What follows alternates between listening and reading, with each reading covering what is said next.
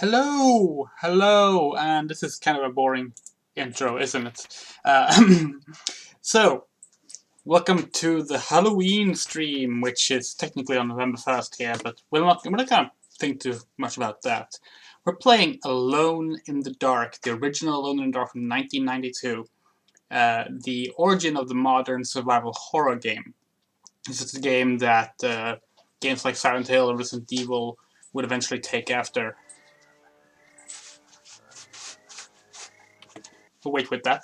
Uh, it's a French developed game by Infogrames, who are now known as Atari. They bought Atari and have been using their name for a while. They no longer own the Alone in the Dark series, though, but we'll get to that. So, okay, let's start. Did it again. There we go. So I played this game quite a few times. Now we have two characters to pick from. We have Emily Hartwood and Edward Carnby. Edward Carnby would become the recurring protagonist of the series, whereas Emily Hartwood really only appeared in one more game in the series as an NPC, and her granddaughter appeared in the last game, which no one but me played because it's terrible. So, who should we play as? Emily or Edward? I'll leave it up to you, chat. Hello, Vanquish. Hello, Conga. I'm just gonna pour myself a glass of soda. The game is fundamentally the same regardless of who you play as, for reference. It's purely aesthetical. I mean, there's technically a narrative difference, but it's almost non-existent. So it's basically like female or male character, and unlike Resident Evil, there's not even like a difficulty thing related to it. In Resident Evil, Jill and Chris were two different difficulty settings. Jill being the easier one. The guy, Edward. Okay, I think that's a good choice. I think I've done a let's play of this on this channel before, and I think I played as Emily that time. So let's do Edward. Now this is the Steam version of the game. Now I actually own the game. I should have prepared this before stream, but I just realized now that I didn't. I actually own the game, the original game from '92. This is the Steam version, and I'm not sure if it has voice acting or not because the game was re-released with CD audio, and that one has voice acting sometimes. So we'll see if I have to do the voice acting myself. I'm kind of hoping for that. But since I had the Steam version ready to install, I just went with it. It just runs in DOSBox. Okay, so let's go with Edward. On my door, a dull brass plate says Private Detective. The few friends I have call me Carnby. The others call me the Reptile. I don't care to think what my banker calls me. These days, I leave my letters unopened. Bills and threats to send in the receivers just ruin my day. When an antique dealer called Gloria Allen contacted me, I slipped into my best shirt, holstered my .38, and got to her shop as fast as I could. I was expecting something sordid. Blackmail, probably. Boy, was I wrong. What I was asked to do was visit a property called Dersetto and find a piano in the loft. It was an old piano with secret drawers. The kind people who buy stuff in antique stores go crazy over. The Dersetto house is supposed to be piled high with classy junk. Furniture, books, paintings. It looked like whoever owned Dersetto was about to get cleaned out. I was going to bring up the subject of money when Gloria Allen handed me $150 and a key. I kept myself from grinning at the thought of my banker's surprise. He doesn't like his victims getting away. I looked over a copy of the police report. The former owner of Derceto, a guy called J. Hartwood, had hanged himself in the loft. The coroner concluded it was a clear-cut case of suicide. I promised Gloria Allen I'd give the place a look over. His name was Jeremy Hartwood, by the way, not Jay Hartwood. I don't know why they keep that secret, but you know. My report will be ready in a couple of days. I've been reading up on the history of the old house. It's the kind of place ghosts run away from in terror. Grisly murders, curses, lunacy. Luckily, devil worship makes me smile, so this is my idea of a paid vacation. And that's the internet. Is the audio fine? I should ask about that. I just didn't want to interrupt Mr. Carnby here, who sounds so slow and bored in this game. But oh well. Because it's easiest for me to adjust the audio now if it was too low or too high. There would not be much voice acting, I should mention that. Just when you read stuff. Seems fine for now. Okay, well, let's start then. So this was one of the first adventure games to use 3D polygons to render its player characters. And other things. Like this car.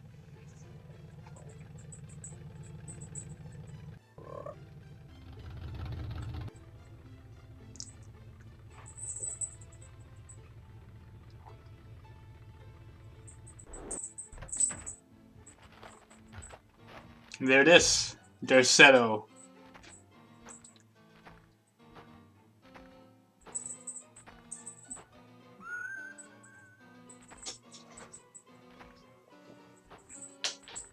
Creepy hands. This was a staple of the Alone in the Dark games. The window shot, where the main character is seen early on in the game from someone watching. It appears in the first 4 out of the total of 6 Alone in the Dark games.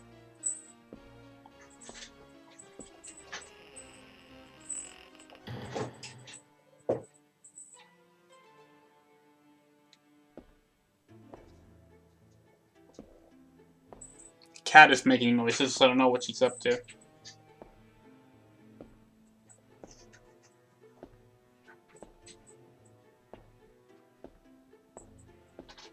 Oh, he's playing with a ball. Okay, that's fine. So this game was originally going to be called Call of Cthulhu in the Dark. Infogrames got a deal to make 5 Call of Cthulhu games. This was going to be the first one. Ultimately, the Call of Cthulhu name was removed. They felt it was too action-focused to be a Chaosium Call of Cthulhu game. Where you're not supposed to fight the monsters generally in Call of Cthulhu. I really hope the cat isn't too loud. She's having the time of her life right now with a ball. It was also briefly called Call of Cthulhu. Okay, I'm going to first pause because I had to explain how the game works. It was also going to be called Call of Cthulhu, I believe, Depths or Dark of the Derceto or something like that. But eventually became Alone in the Dark. So, this game has... this game basically functions as a point-and-click adventure game. But there's no pointing and clicking, it's tank controls instead. So you have like keywords like fight, open search, close, push. You set your character to this, and then the action button, which I hope is space, it should be space, does that prompt. So normally in an adventure game you would click open and then point to something. So we're going to start... You notice, by the way, we do not have a gun, even though Edward Carnby said that he was bringing his 38. We do not have a gun. I'm going to set this to push immediately. Now we'll explain why in a moment. This is the combat music. Oh, this is not good. This happened earlier than I thought. Okay, we have to fight. We have a monster here. Let's see if we can get a better look at the monster. Okay, here we go. Oh no. Took a hit. So you attack by holding down the action key, space, and then you use the directional keys to do different attacks, like up for this kick, which is generally the best option for these enemies.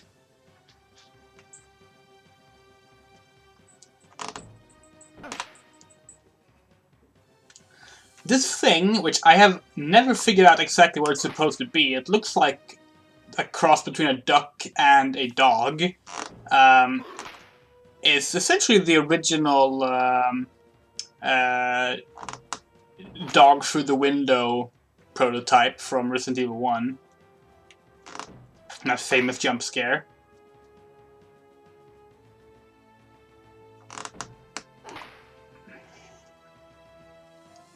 Oh my god, how much health does this thing have? There we go, it's dead. Good. And now I'm going to change to push, and I'm going to push this chest. Because otherwise this trap door will open and another enemy will come out. What I wanted to do at the start, that I wasn't able to do in time actually, was push this wardrobe in front of the window. That way you can stop the first enemy as well. Don't know why it jumped through so fast. I've never seen it before. That sound right there is the trapdoor. The zombie trying to get into the trapdoor. Yeah, there's zombies in this. Voodoo zombies. Real classic voodoo zombies. An old Indian cover. Let's take it. Of course, fairly dated. That term is referring to Native Americans, of course. Not the actual population of India. Rifle. Also, here's the piano we were supposed to look at. Nothing here. Yeah, this is one of the strangest things about the game, in my opinion. Both Emily and Edward's intro talk about this piano. You can't interact with this piano. There's nothing in the piano. There will never be anything in this piano. Like, I don't know what the point of it is. But they sure mentioned it. So the number next to our spinning self, there is our health.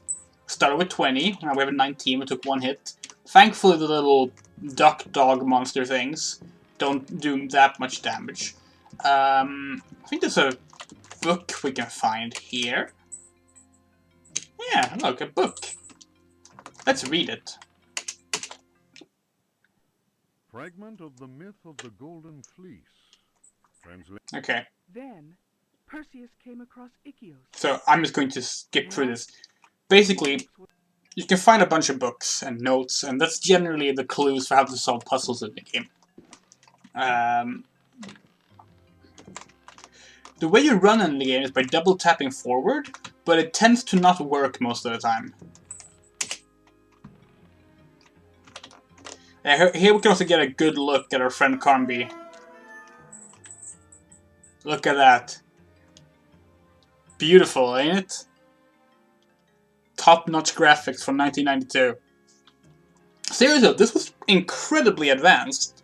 By no means pretty, and they knew that, because there's mock-up shots where they literally drew another head onto Carnby to try and make it look better. But, like, incredibly advanced.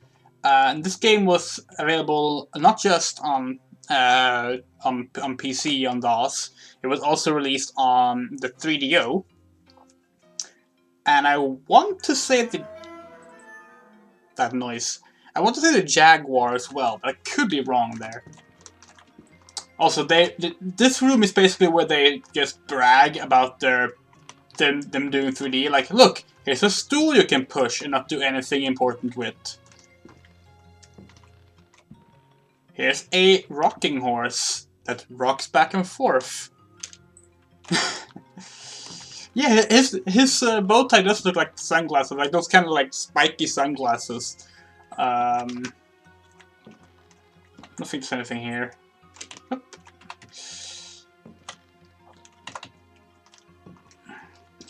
Get used to Carby's Kung Fu, by the way. It's going to be our primary way of fighting at the start, because we don't want to waste shotgun ammo on the early enemies. Oh, hey, look! A bow, but no arrows. Oh, an oil can. Ain't that nice? We can probably use that for our oil lamp. The lamp is full. Nothing important. Just making sure, yeah.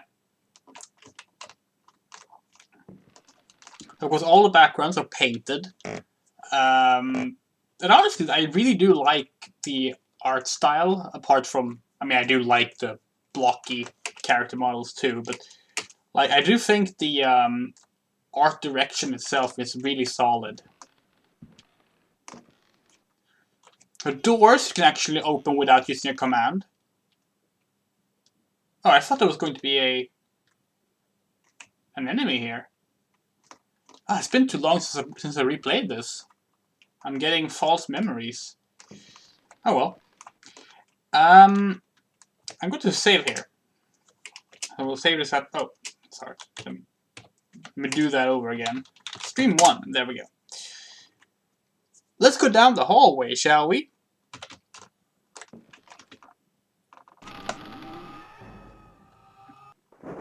We're dead. Have I played this game many times? I have probably played through this game 30 times, maybe? It's one of my favorite games of all time. I know it by heart. We will be finishing it on this stream. Like, I know exactly. Chest is locked. I know exactly what to do. It really, the only thing that like affects how long it might take to finish this are two things. The dodgy running in the game, and pirate RNG. And I will explain pirate RNG when we get there. Pirate RNG is not fun.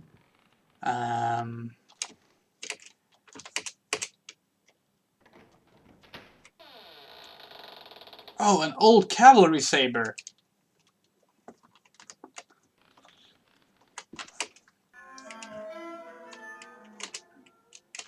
Let's equip the cavalry saber. It does more damage than the kung fu. Oh no, zombie! Shock and horror.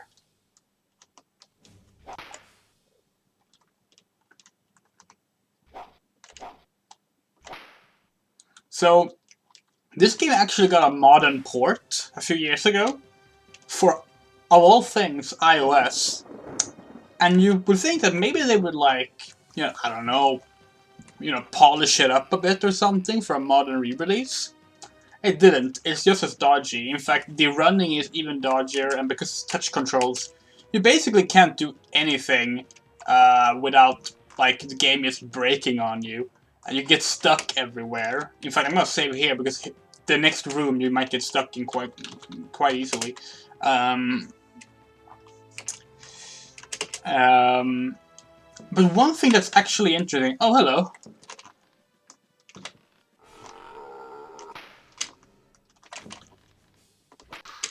Oh no, my sword broke.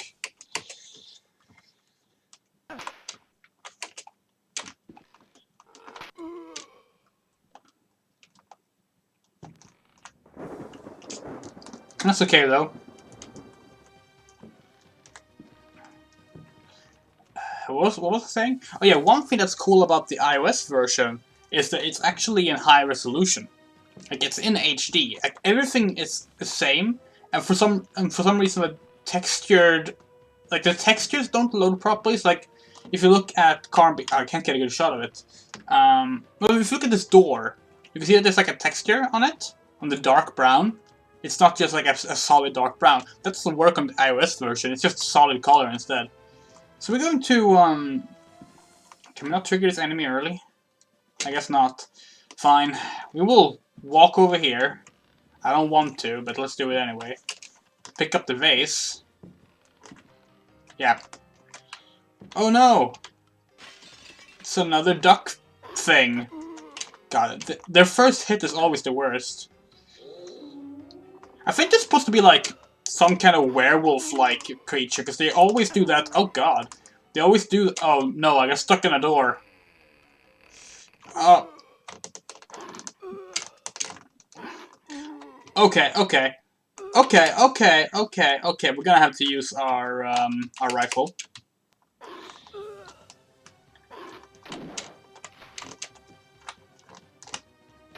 Ah, shit, I missed. This is exactly where you... So this is the biggest hurdle in the game. This exact room. Because this enemy can corner you, and even if you win the battle... Yeah, we're dead. Even if you win the battle, what can happen, and actually does happen a lot, let's fight this zombie instead, is that the enemy will push you into a corner, and you'll get stuck on the geometry. And then you're just soft-locked. So this room right here is the hardest room in the game.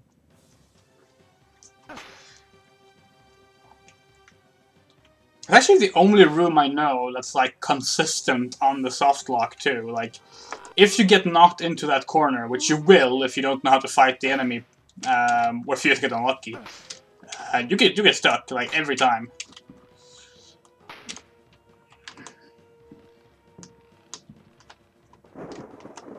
So I saved the saber this time. We're gonna try and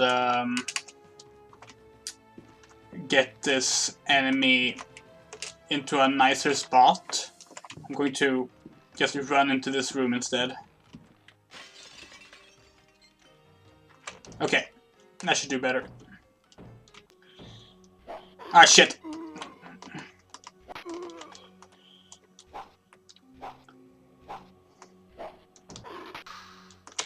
And there went the...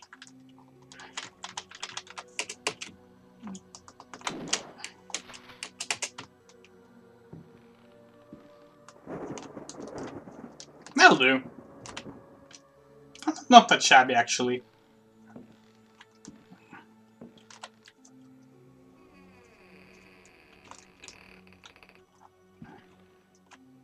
You might be wondering, what do we need a vase for? Bad puzzles, really, is what we need it for. So here we can get our first health item.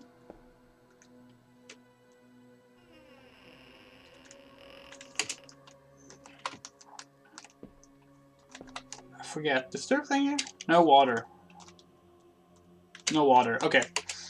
So, this first aid case, you have to open it, and then you get a flask, and then you can use the flask to heal.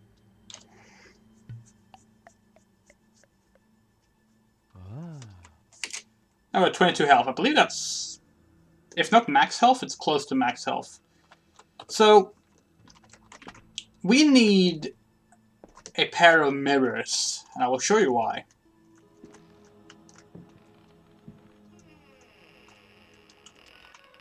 These are night gaunts.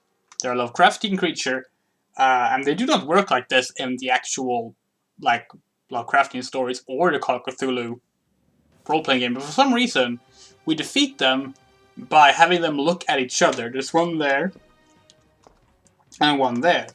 So we need to put mirrors in the corners so they will see each other.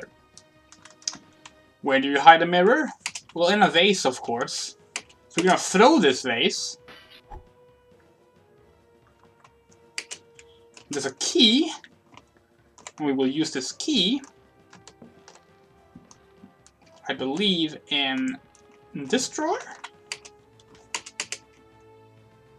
Yes, a small mirror and a small mirror. Now the problem is, when we carry these small mirrors, if we get hit, the mirrors will break and soft lock the game.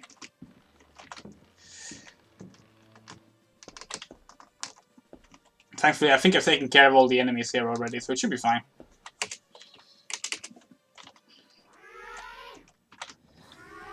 So the Night Gaunts, as described in Lovecraft's work, are not purple, but they are faceless winged creatures. They're said to be black.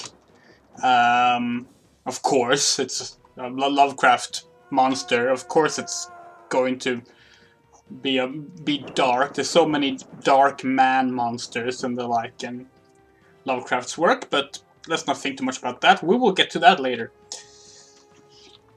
Yay, we cleared the first floor. This game has, or this mansion has, 3 floors, a cellar, and a catacomb beneath the cellar.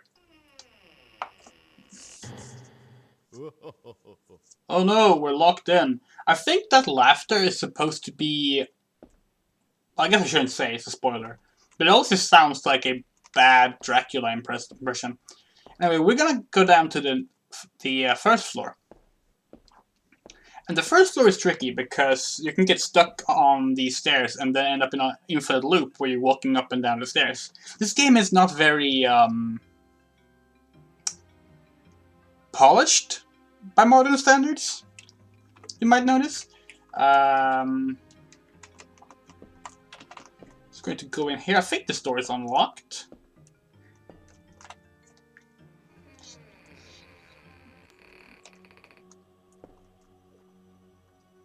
Oh, this is the kitchen. I didn't think we would get to the kitchen already. I was thinking of another room. We don't want to be in the kitchen just yet. Let's hold off on that. Actually, the kitchen is a bit tricky. So let's instead see, the basement is that way. So let's go in here. This is where I'm gonna save again. You have to save often in this game because the game will one-hit kill you whenever it feels like, really.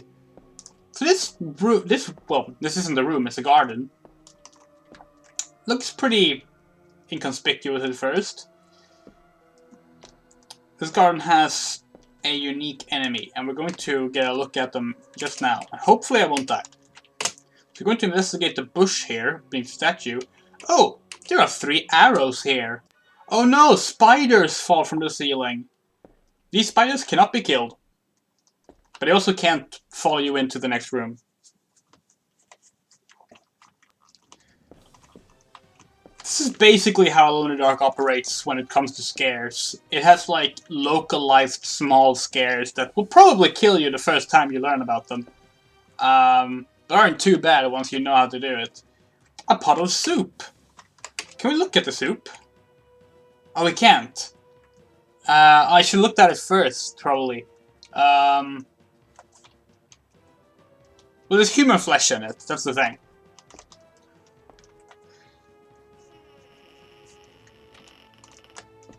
Let's see...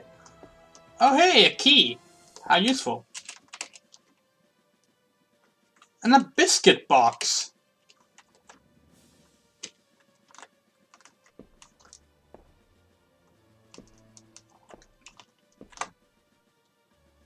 A knife. Another knife.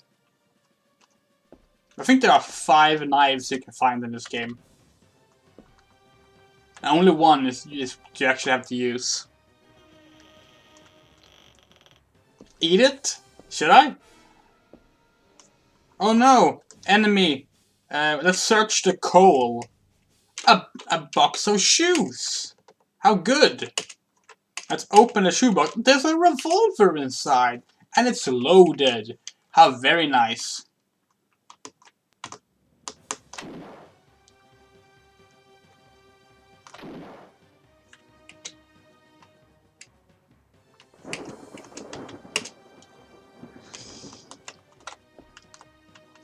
It's full of water. An oil can, yay! That's actually, that might be how you notice the human flesh, now that I think about it. Let's try and eat it. Yuck! Some human flesh. We didn't take any damage, that's okay. Let me just double check. There's nothing here. I don't think so. No water. It's funny that... Oh, I know. I guess you do use a jug of water at one point. So I guess it's if you want to refill that jug of water, you can go to the water barrel there. I've always wondered why Carnby complains about the lack of water, but that might be it. I just never had that issue. Let's walk in here. This is a dining hall. Oh no! There are zombies everywhere! Oh no, oh no, oh no, oh no. We have to be careful. They might notice us. Oh no, they noticed us! What shall we do? I know. Let's put the pot of soup with human flesh in here. Are we cool? The zombie sits down. They can dine on the human flesh. Let's search this cabinet. Nothing in what? What? I thought the jug was there. Oh no, is my memory failing me? That's not good. I need a jug for the next room. Well, fuck it. Let's just not go to that room right now then.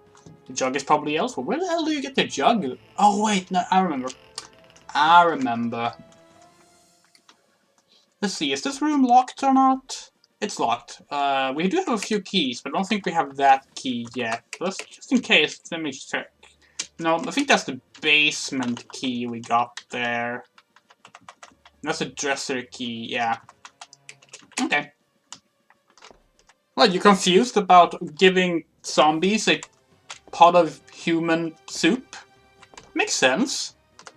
Do we want to go into the basement? Yeah, we do. Actually, let's go to the basement.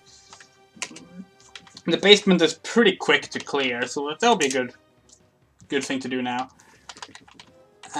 Yes. So I grew up playing this game. I think I got this game when I was like 6 years old. And I played the hell out of it, because I loved adventure games, and this was just adventure games but with combat. And cool graphics and spookiness, and I love that shit. This is the basement. It's basically just one big room. It has rats that can attack you. I don't know if you can attack the rats. They're really annoying. So we're just gonna run. I think we can search some of these lockers, but I don't know which of them. Anyway, the reason we're here is to spot these barrels, find this block, take the block, so that the barrels move out of the way. That's good and important. And they also hit the rats, so that's useful. I'll explain why that's important later.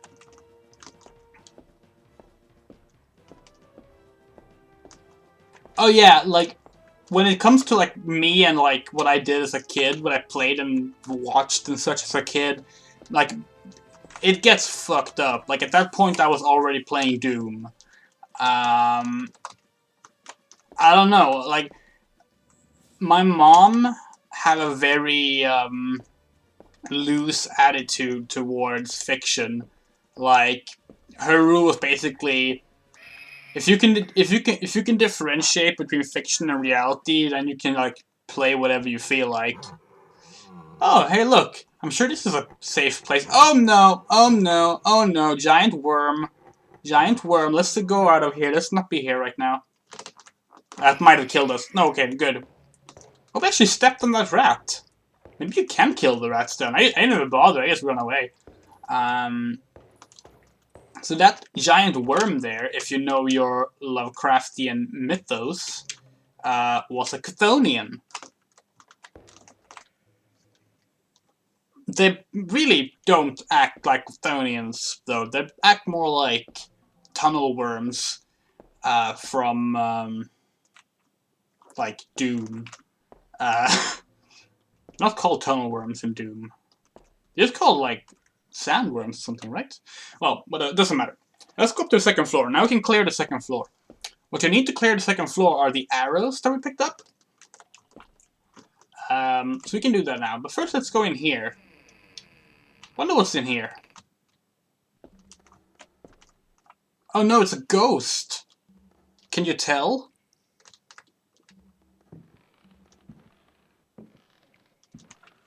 You can. Oh no, our inventory is full. So what we're gonna do, we're gonna unload our inventory. This works a bit like in Resident Evil 0. We can like put stuff down to clear your inventory. So let's take this block and let's just throw it away. And sometimes it works, sometimes it doesn't. Sometimes you actually throw the thing. Sometimes it just ends up on the floor and you try to pick it up every time you walk past it. It's a little annoying, to be perfectly honest. See if we can throw this, maybe? Yay! We threw it! Cool. So anyway, this is a ghost. She's a little hard to see. Wait, really? We still don't have enough room? Let's throw the broken vase. Oh, that didn't work either.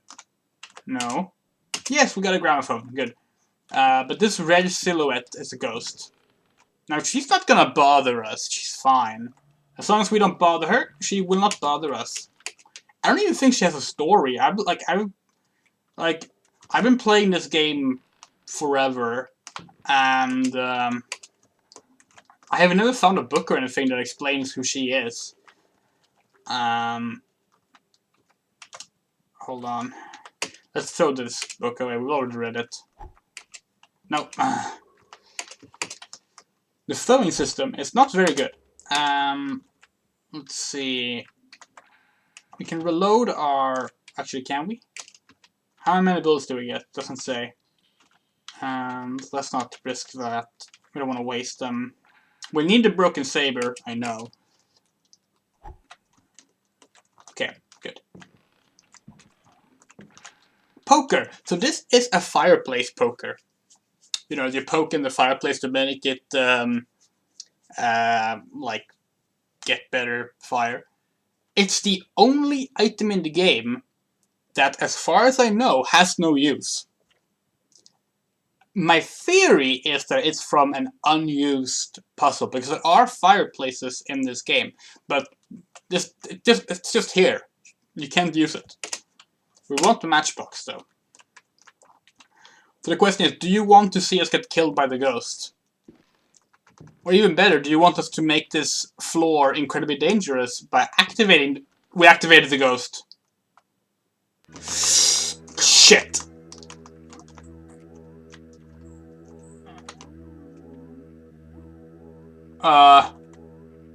This is bad. I wasn't supposed to do that.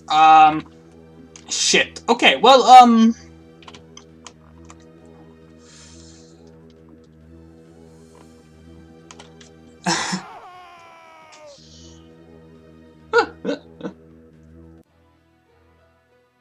well, let's look at the death scene. Why not? So, yeah, that ghost will chase you across the entire floor. If you have opened the doors already, you can survive by knowing where to go. There's a similar ghost on the lower floor. There's multiple ones on the lower floor, actually. The end. And here we are at an altar, sacrificing our dead body as a host for the secret villain of the game. Again, it's important to save often in this game. Oh shit, I saved before the basement.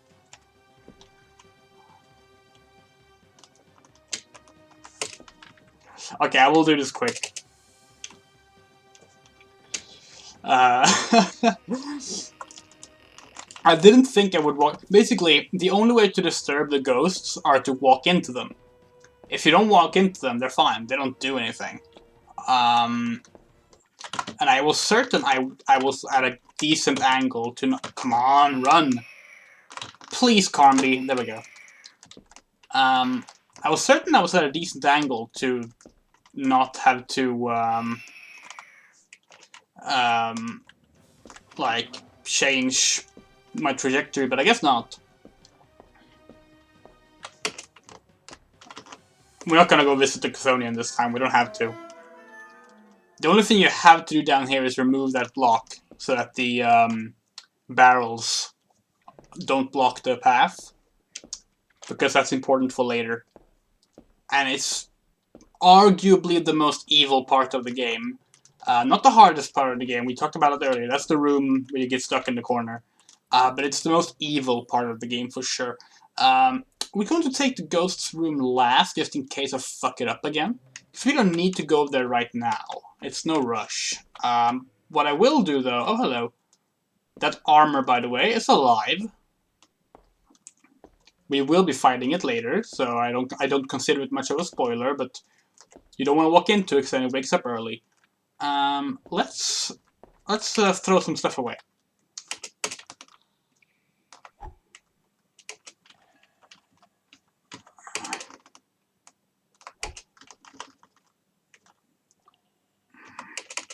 Nope, not use.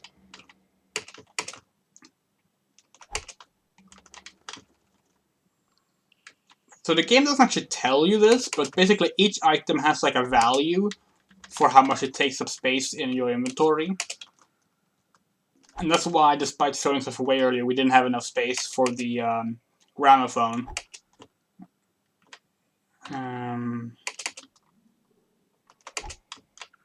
No, no, no.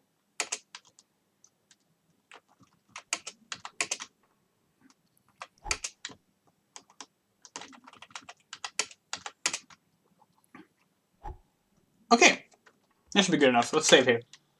We're out of save spots. There we go. So let's go this way.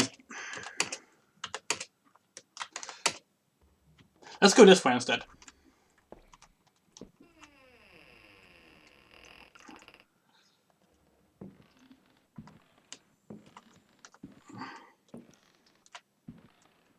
Okay, so there's two doors here. Let's start with the closest one. These shouldn't be locked. No, they're not. Good. Okay. A bedroom. A notebook.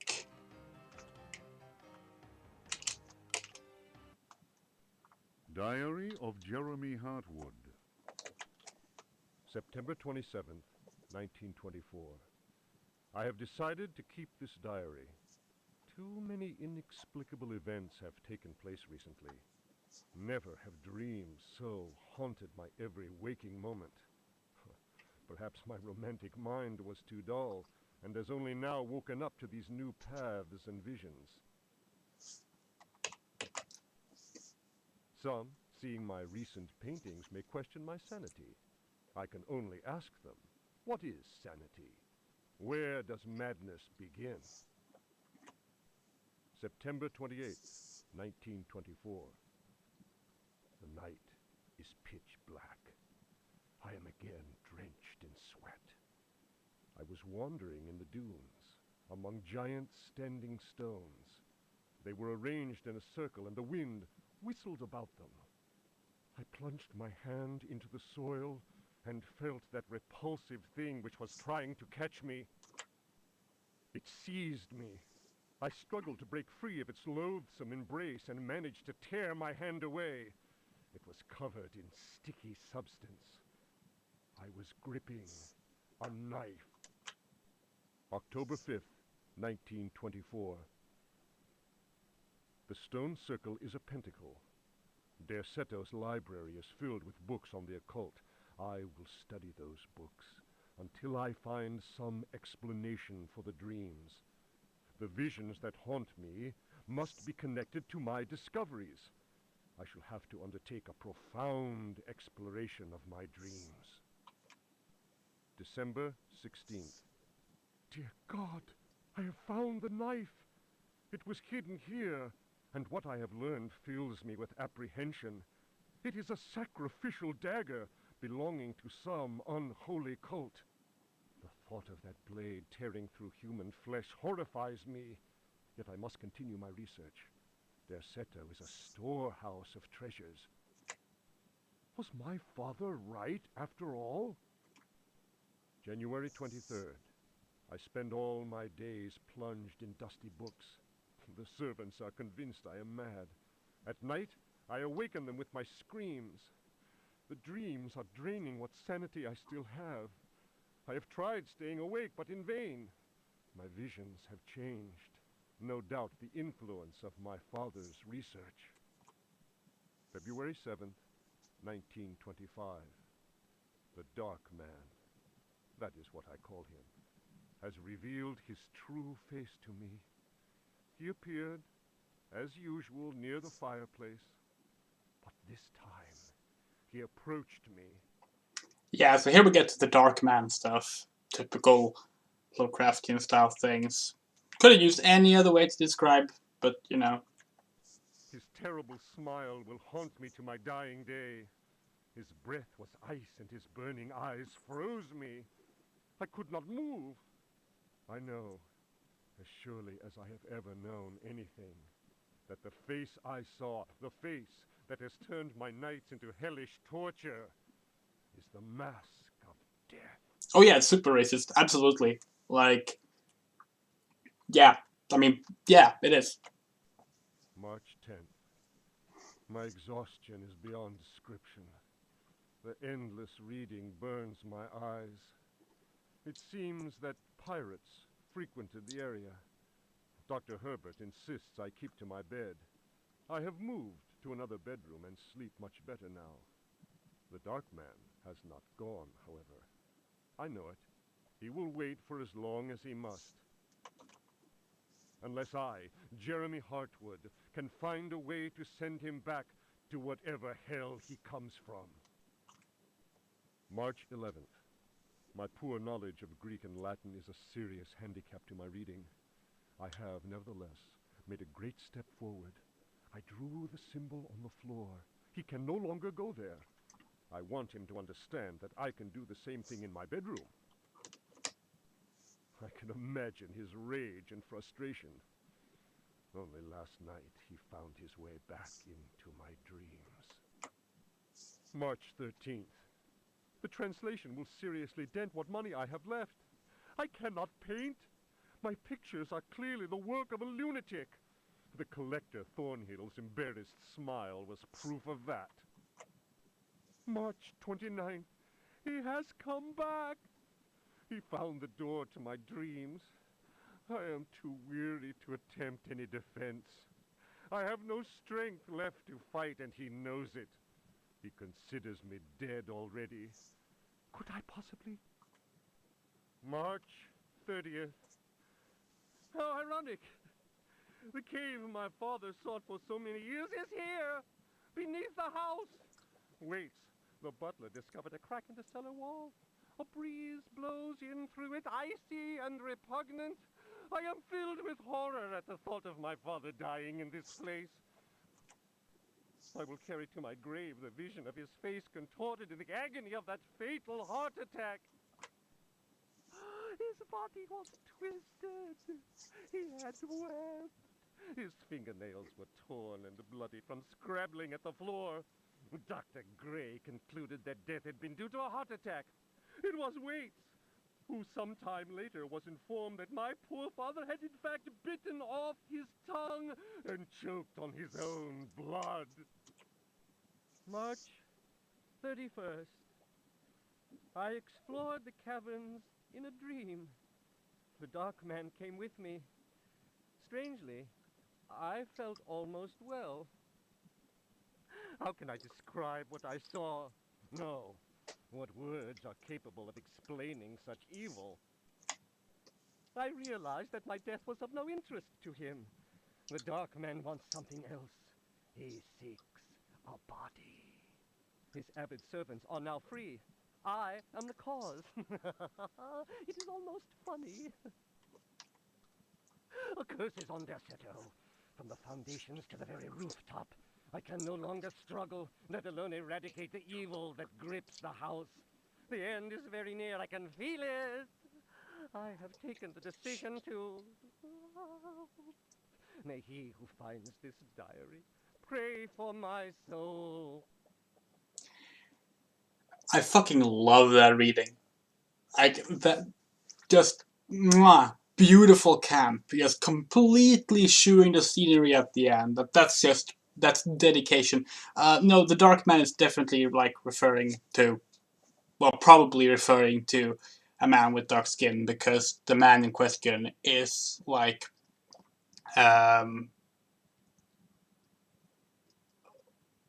Like, if I recall correctly, like a pirate and, well, a former pirate, and yeah, well, we'll get there.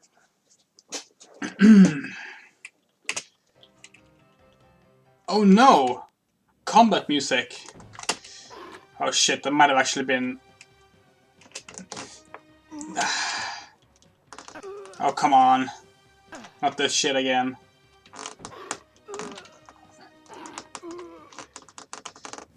Come on.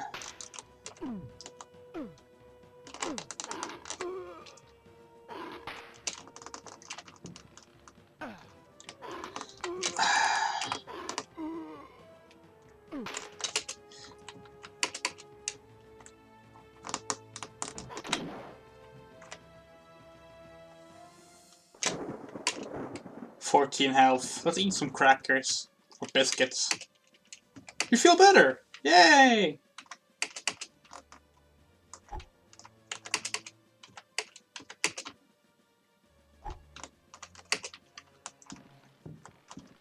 So I think that's all there is in here.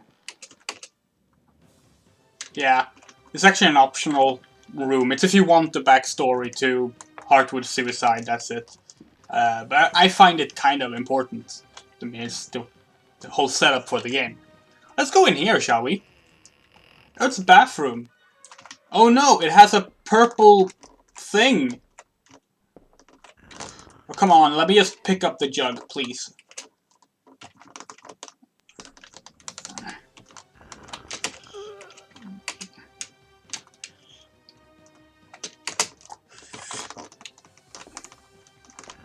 So you might wonder, how do you fight that purple piranha plant?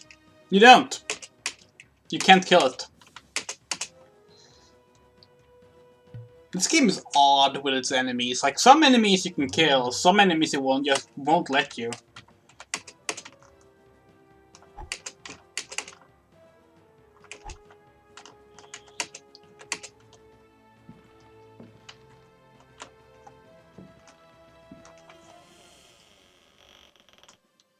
I think it's a plant. Oh no, this room is in the dark.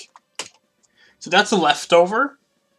Remember what I said this game was originally going to be called Call of Cthulhu in the Dark? That's a title drop.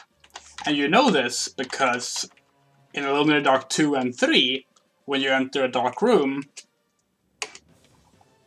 Oh, we actually, like... Did we not fill the... Oh, wait. Sorry. Did we not pick up the... We didn't. Right, because I said we could do that later. Okay, let's go pick up the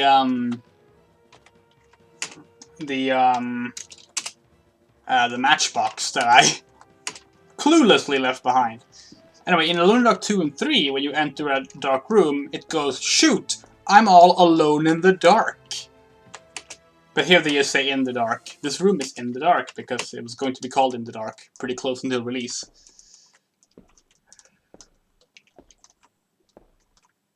Which I have to say, it's a very odd title.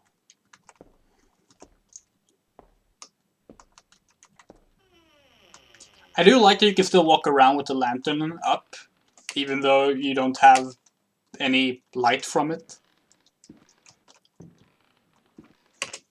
Take the gramophone.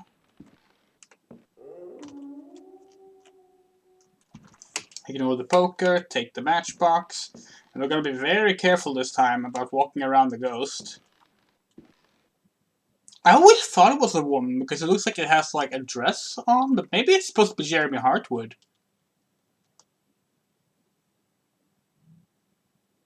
It didn't say that the dark man talked to him through the fireplace. I don't know. Your interpretation may vary. There is a thing here. I thought. What? Isn't there? There we go. A box of cartridges. Thank you very much. Okay, so let's real... Oh, oops. That wasn't what I meant to do. Did I waste it now? Damn it, I wasted the second oil can. Well, as long as I know what I'm doing, that shouldn't be a problem. Let's reload the gun.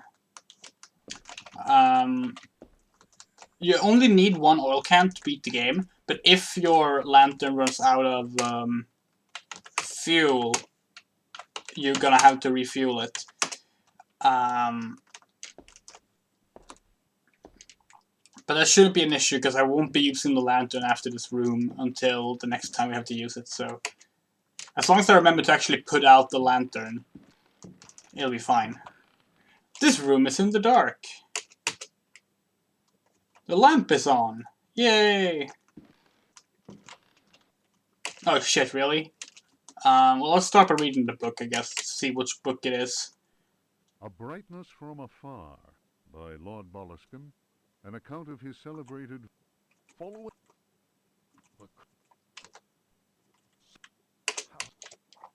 Fluff. Let's just throw that away. Let's throw it away in the other direction.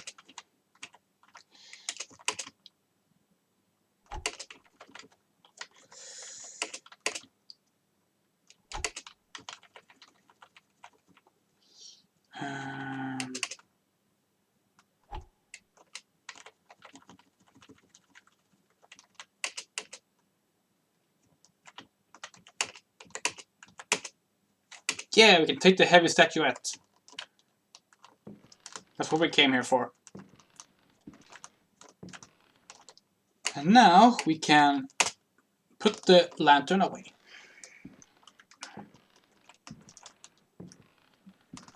But yeah, if you run out of fuel and you can't recharge your lamp, it's a soft lock. You can't beat the game.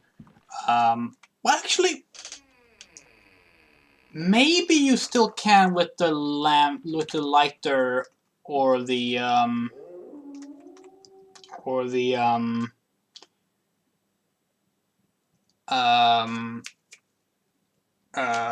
box of matches, but I don't think so. I never tried it. This is pretty funny, so let's actually show what happens here. Did I save this before it? Yeah, I did. So, that's clearly a picture of a stereotype, of a Native American stereotype. So, let's just walk away from it. We don't want to deal with that. We have enough racism as it is.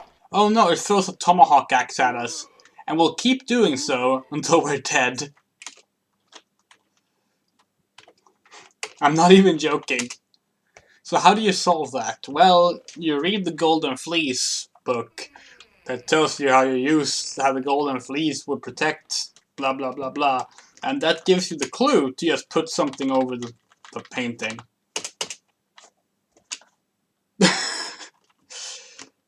Makes perfect sense, right? There's another painting over there of a person with a bow and arrow.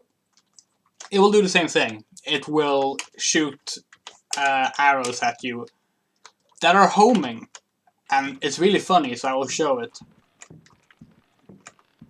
So I'm going to just turn around real quick. Oh look! It's going to be chasing us across the entire floor. Until it hits us. And then another one will be shot and will loop until we die.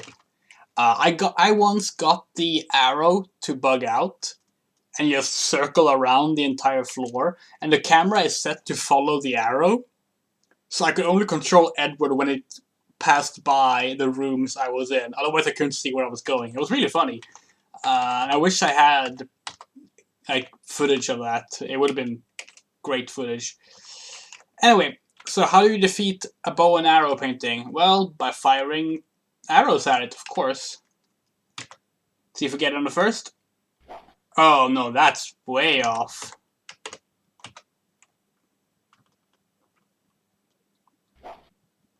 Oh, could that be good enough? That's good enough.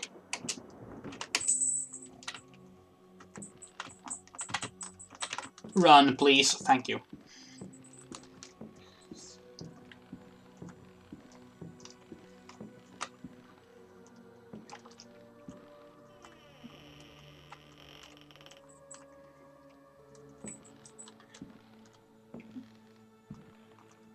A book. Let's look at it. It's a fake book. You know what that means? Well, if you've played puzzle games, you know what it means. It means there's a bookshelf to put it into to open something. That's always how it works.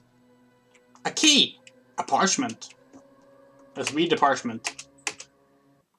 The Creatures of the The Night. Creatures of Night by Hubertus the Bald. Of monstrosity. Yeah, so here it talks about No. various enemies in the game, and they're like Lovecraftian stuff. And it even name drops the author of the Necronomicon in Lovecraftian lore. So like they really wanted this to be like they clearly went out of their way to make this like Cthulhu themed, I call it Cthulhu themed game, and then just drop the name. And it's funny that they drop it because of you fighting the monsters, because in so many Call of Cthulhu games these days you do anyway. Yeah, so this is actually a hint. This painting on the right here of a tree with fire in it. That's a hint. I will not explain how it's a hint, but it's a hint. So what we're going to do now is we're going to take our oil lamp and we're going to put it on the floor, which will light up the entire room, even places we can't see. Oh no! It's a purple pixel enemy. We can't fight it, so let's run away. According to the book of the creatures we read earlier, just now, it's called... Oh wait, sorry. What? Is this not... What?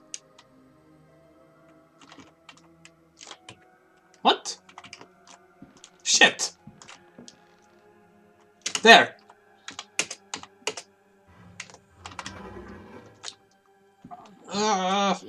No! We have to circle around. We're stuck. God damn it. Okay, well, let's do that over again then, shall we? Oh,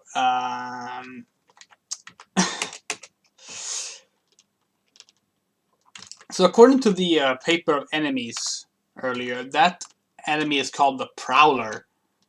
And we need to use the sacrificial dagger mentioned in Jeremy's diary to kill it. But we don't have the sacrificial dagger. And normally I remember where the actual mechanism for the bookcase is, and I don't fuck that up. It's, you know, it's been a few years.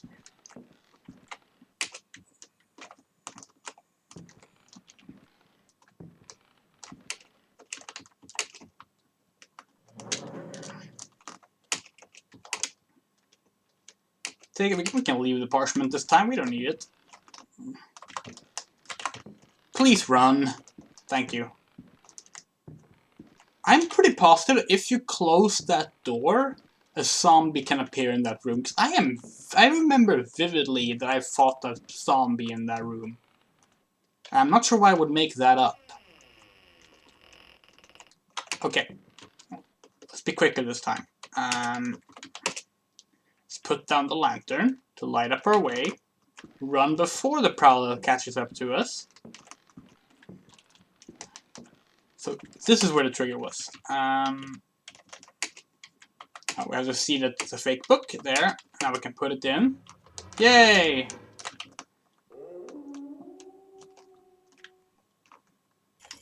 And the Prowler can't come in here because of the pentagram on the floor. It also can't leave the library at all, so I'm not sure why we needed a pentagram here. But you know, hey, a talisman, that's probably important. Let's take it.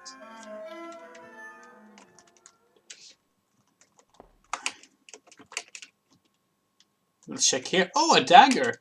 Oh, a dagger. Oh, a dagger. Oh, a parchment. Oh, a parchment. A book. Oh, well, we can't carry the books. Let's just hope they're not important. Hello, Angel. So let's see. Sacrificial dagger. Yeah, great. So here it talks about the daggers, Knife with a sinusoidal blade. The, and this is the one we need. the knife with a Yeah, that parchment calls the prowler the vagabond for some reason. The Book of Yael. Oh yeah, this is just like talking about runes and stuff. Normally I would actually read all this, but since it's voice acted, I don't want to because it's so slow. But okay, let's look at the daggers. This is clearly the dagger that they showed in that image, so let's equip that. And hope we're lucky. Run. Run! Please run! Or not, you know, fair enough. I mean, it's only your life that matters. Oh. Well, we killed it. One hit. You might think that's underwhelming. And, I mean it is. But, yeah. That's how you kill the Prowler. There's actually 2 unique deaths in here. I think I'm gonna show those off before we head to the next floor. But first, I wanna go out here. So let's see. Let's start by putting away the lantern. Remember how I said that this this suit of armor is alive? Oh. Oh no! It's alive! Oh no, we can't fight it. We have a heavy statuette. Maybe... Oh. Maybe the game's throw mechanic can work. Oh, come on. There we go.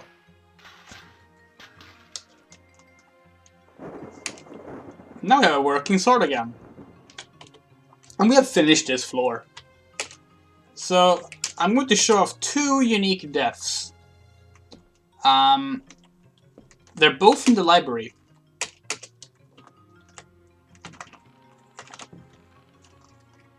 So this game doesn't really have a sanity system, but you can actually die from a Call of Cthulhu style insanity. Basically. How did that work? I don't know. I think the explanation is that the statue is like a voodoo thing. There's a bunch of voodoo in this game. So the idea is that like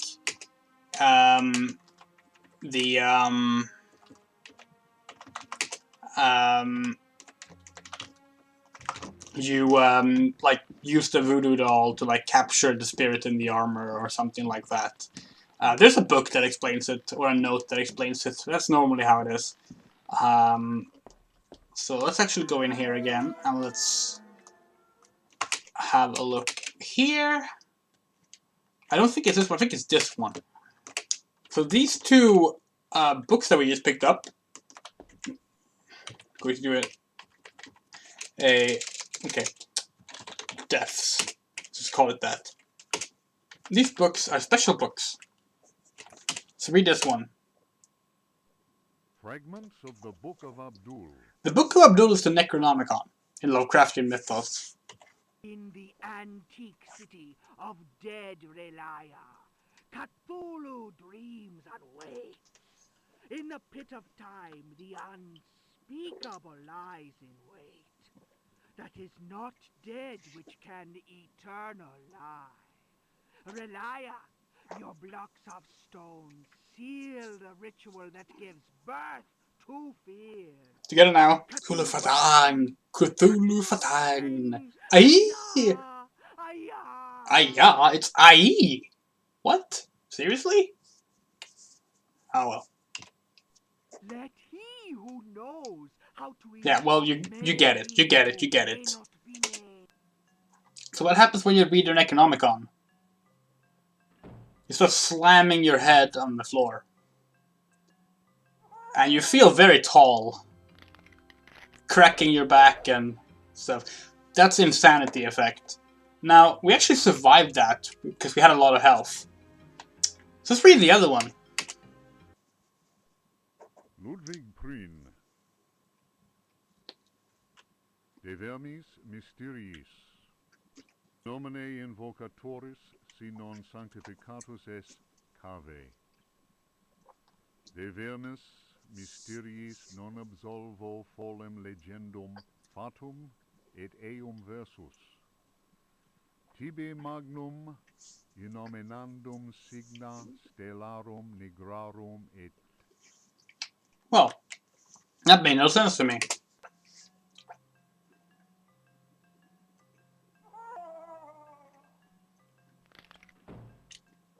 Oops.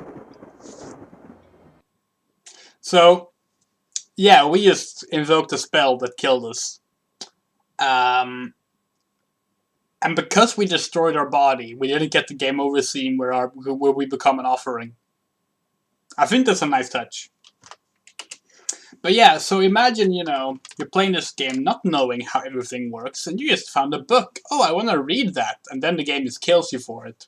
Hope you saved your game before you read a book. Okay, well, we're done with this floor.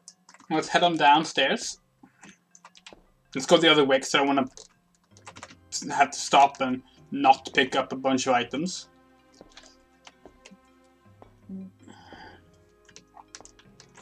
So we're done with the third floor, the second floor, the basement. We only have the first floor left, and then we're in the catacombs. So let's see, where did we leave? Oh yeah, right. I was complaining that I couldn't find a jug of water. Well, I have it now. But I don't know if it has water in it. It looks empty, right?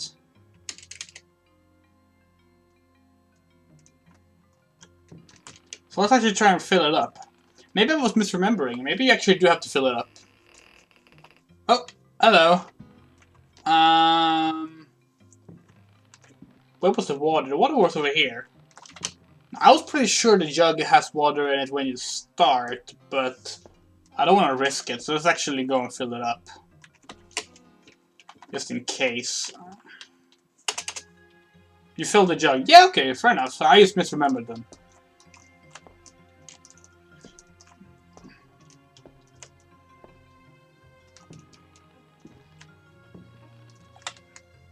I don't think these zombies can wake up again, but I'm being careful just in case.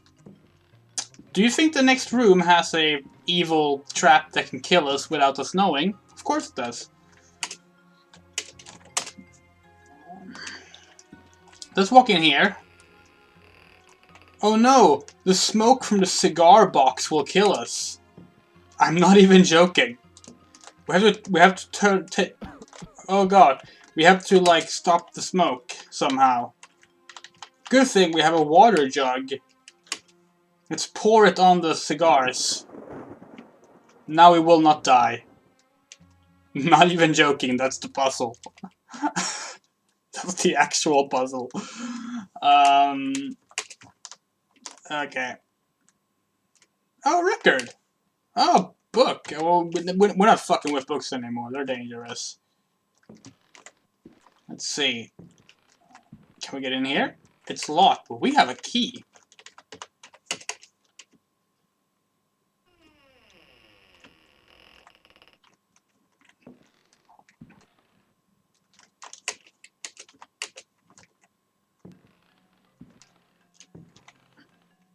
More records. Another book. And what's this? A sword thing. There's only one sword. We have a broken sword.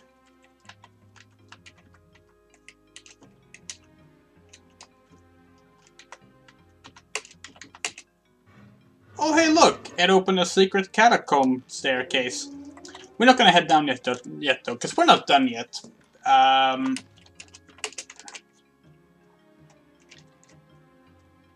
Okay. Oh wow, Edward actually ran on the first try. That's unusual. So we have 2 rooms left to investigate.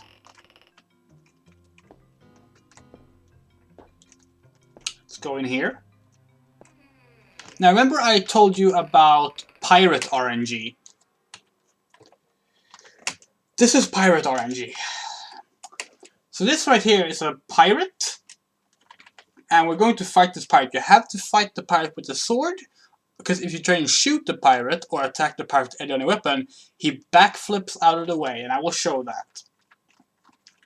Let's just feel like, I don't feel like fighting you, pirate man. Die. Backflip.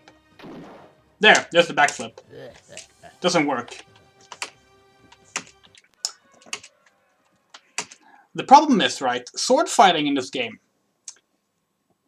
Well, whether or not you hit your opponent or if he blocks, it's random. It's random. Like, it's just random. So this is kind of where you never really know how it's gonna go. There's no real tactic to it. The pirate only has one attack pattern, and doesn't matter which attack you do, like...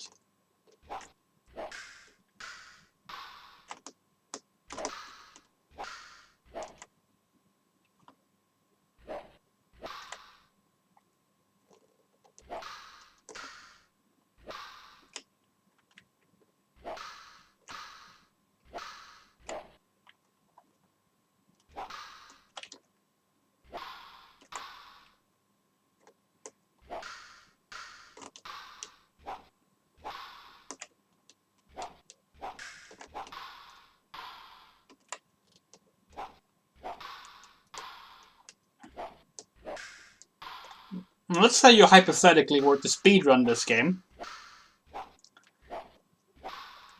This is where you would, like... This is the run killer right here.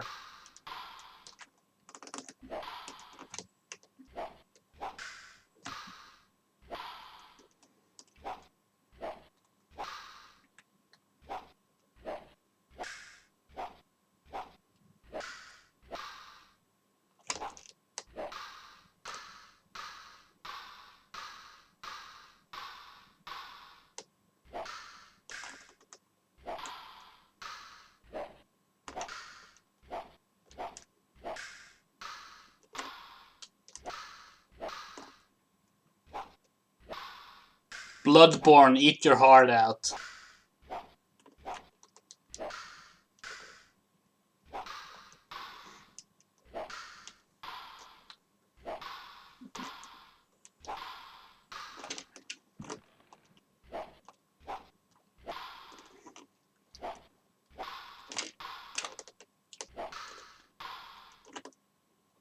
It's like, with all the other enemies in the game that you have to fight, it's fairly straightforward. It's just who hits the other one first. With this dude...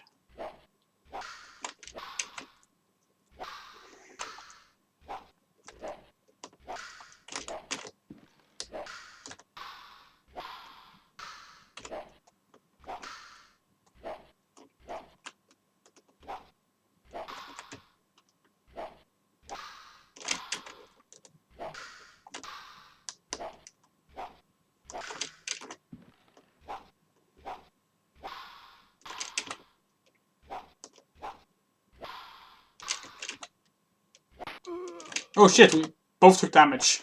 Oh, whoa, 2 damage. 3 damage.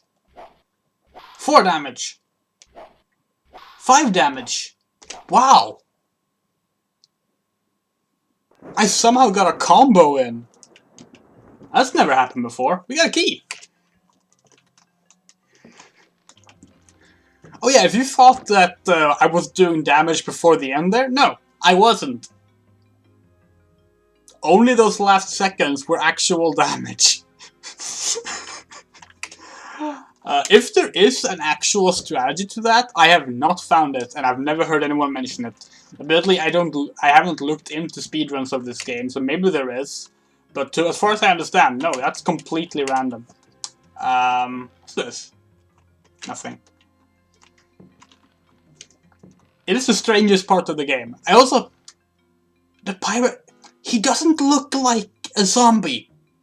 Which makes me wonder... Why is he there? Like, yes, this game is about a zombie trying to resurrect... It's about an old pirate trying to resurrect himself into a new body. But, like... That was just a pirate. Why didn't you just take that body?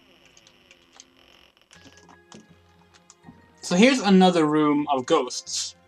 These ghosts right here, all 3 of them, well, 6 of them, are ghosts. And they're guarding a key that we need. So how do you get rid of ghosts?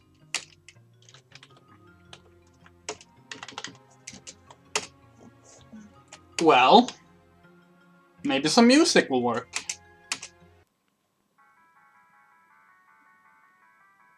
Blue Danube, not working. They don't like Blue Danube. Okay. Okay, that's fine. That's fine. That's fine, that's fine. Not everyone likes Johann Strauss, so that's fine. Let's try this red record. They don't care for Opus 69. They don't care for Opus 69. Hello, Juan. Not Japan, huh? Not Japan. Okay, well, how about this? How about this? This green record. Oh, it's the Dance of Death, Danse Macabre. Of course. Of course ghosts want to dance to the Dance of Death. That makes perfect sense. Shit! Okay, I'm gonna have to find a better spot. Yeah, if you run into them when they're dancing, it still counts as you disturbing the ghost, and that means you die. Okay, here we go. Here we go. Ah, I got the key. Now we are done with the second floor. I just hope... Oh, no. No. No. No. No. No. No. Please leave me alone, and I will leave you alone. Have fun dancing. Hey, you know what I just thought of? Why go into the catacombs and fight a dead pirate? Let's just leave. I mean, what did we think of that from the start? Like, you can just...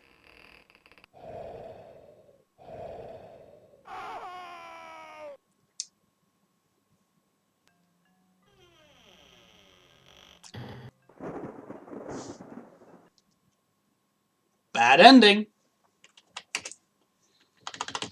Okay, let's go into the last part of the game.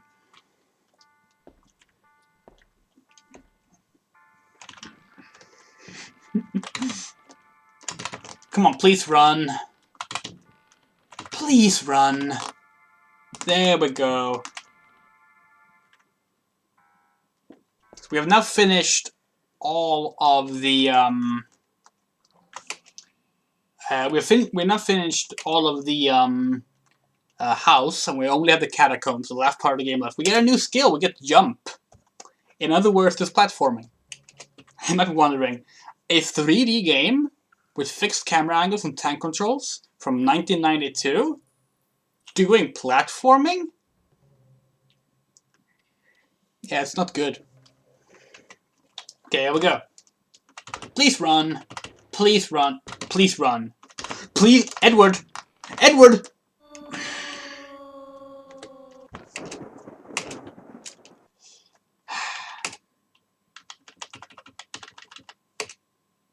I swear, when I say this is one of my favorite games, I'm not joking, I'm being serious, but it's old, it's never been improved on with re-releases, and the running mechanic it doesn't work. Please run. Like, you're just supposed to double tap forward. But whether it works or not is a complete mystery.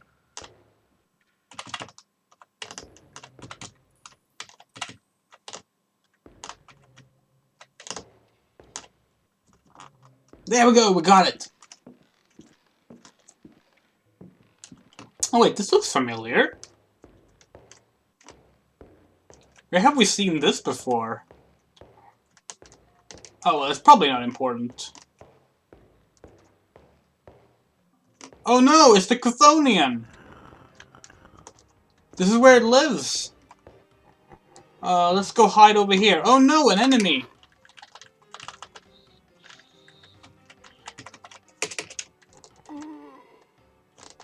Oh, come on. Seriously?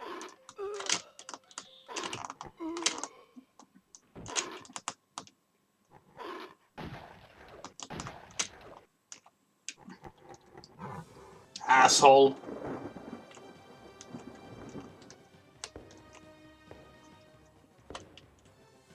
I'm just gonna let you finish over there, wormy boy.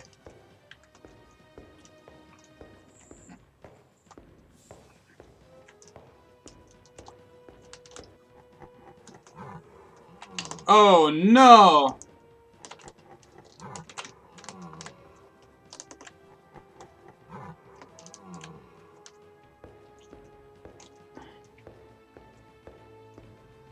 Oh well, thankfully it dug a new tunnel here.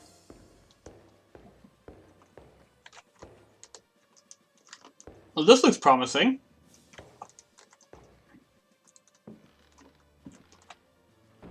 Thankfully, there's not falling damage here. That would have been amazing if there was, though.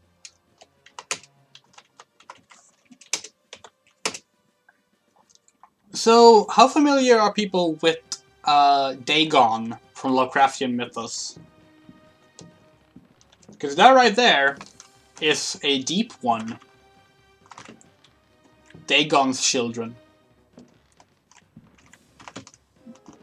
Well, Cthulhu is the... Oh.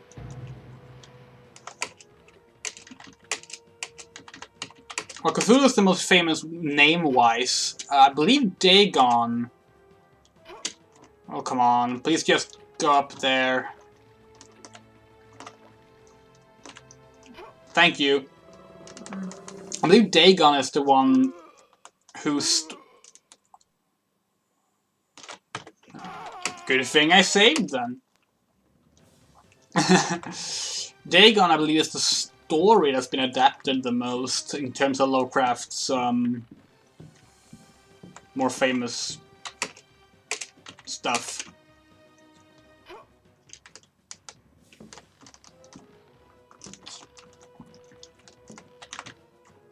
Why will you not walk over there? Thank you. Yeah, deep ones are essentially fish people. Oh no, it's a spider rat, maybe?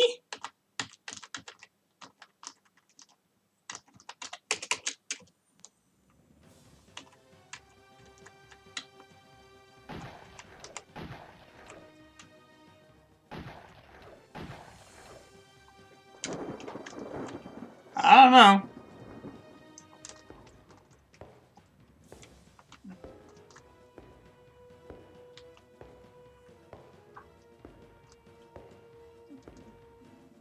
So pretty much every room... Oh no.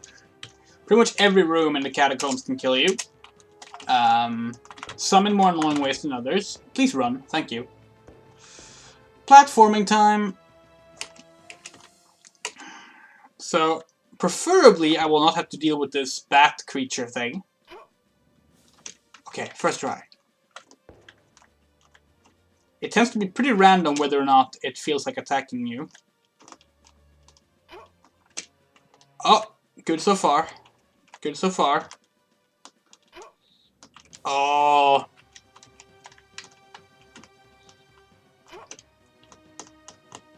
No. Nope. And we fell down.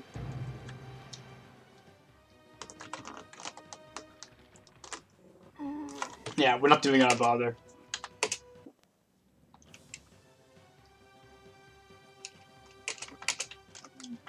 Because we lost so much health to...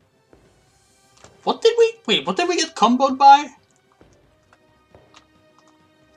Did we lose so much health to? I don't even remember now. It must have been something. Oh, whatever. Oh, come on.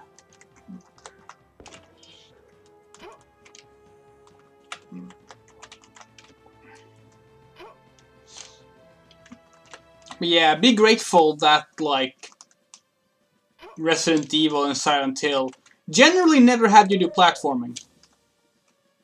And I'm sure there's exceptions to that, but I can't think of anything. Oh yeah, it was a dog creature in the...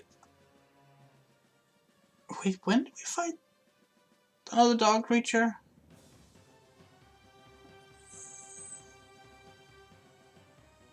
Because it must have been after... Oh, whatever, it doesn't matter. We don't need that much health to finish the game. As long as we don't get hit at all, it'll be fine. Please run. Edward! Edward! Oh my god. And this is the recurring protagonist. This dude appears in 5 out of 6 games. And technically 6 out of 6 games if you read the full story of the 6th one, which suggested maybe the new dude, who I believe is like called Jeremy Carnby or something. I'm not gonna fuck with that. Is maybe Edward Carnby as well, but I don't know. The 6th game is the worst. I will not be getting into that right now. Okay. This is another platforming section. You might have guessed as much.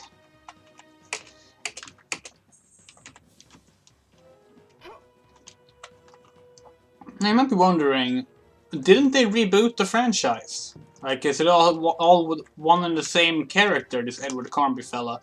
Well, yes and no. They did a reboot. It's called Alone in the Dark: The New Nightmare in 2001.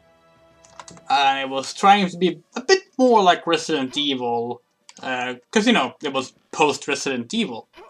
It released on, like, every system at the time, so it's on, like, PS2, PS1, Dreamcast, shit. Game Boy Color, yes, Game Boy Color. And PC, of course. And that's Alone in the Dark 4. So that one is not part of the original series, like it's a completely separate thing. But then the 5th Alone in the Dark game was actually a direct sequel to the original series. And that one is just called Alone in the Dark, it released in 2008. And was supposed to be accompanied by a remake of this game, which we'll be looking at after we finish this, much like how we looked at the prototype of Doom 3. And then there's Alone in the Dark 6, or Alone in the Dark Illumination. It's locked, but we have a very strange key that we got just before we went down here. What's in here? A gem. A book. Wait, wasn't there a pirate hook in there?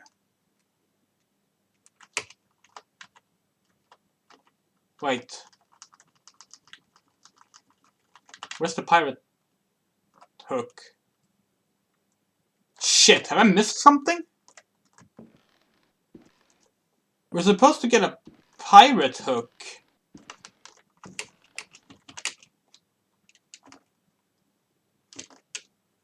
Maybe we use that later?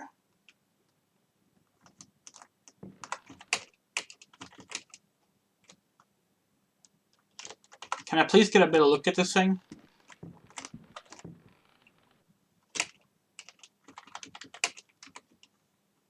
Okay, we can just push this. Okay, good, good. I'm probably thinking of something you get later then. Because at one point you need a pirate hook to open up a path, and I thought this was here at first, so I was a little worried there. Yeah, Alone in the Dark 6, Alone in the Dark 6 is called Alone in the Dark Illumination. It's a co-op shooter in the vein of Left 4 Dead, and it's terrible. And for whatever reason, that game can't decide if it's a sequel or not. And it's strange. It's a very strange game. I have a playthrough on my channel. It's the worst game I've ever played. It's so bad that Atari sold off the IP to THQ Nordic. I'm not even joking. Welcome. Oh.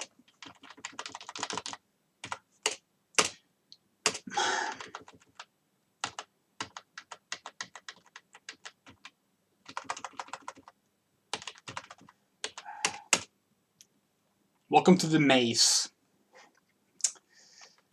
So I think... Did I save? I did, yeah. I think I remember this maze.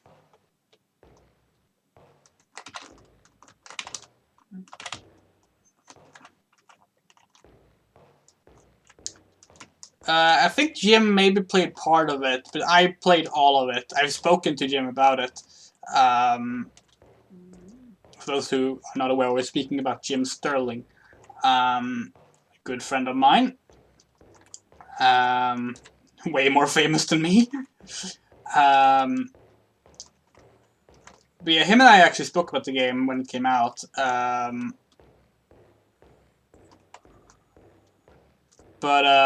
Yeah, I played through the full game, and it is the only game I have reviewed and given a 0 out of 10. Clearly, I do not remember this maze, so I'm going to cheat and save scum because we accidentally used our second oil canteen, so we cannot risk running out of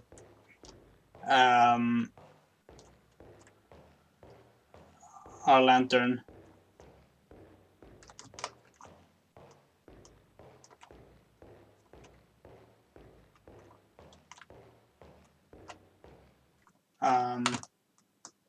Edward?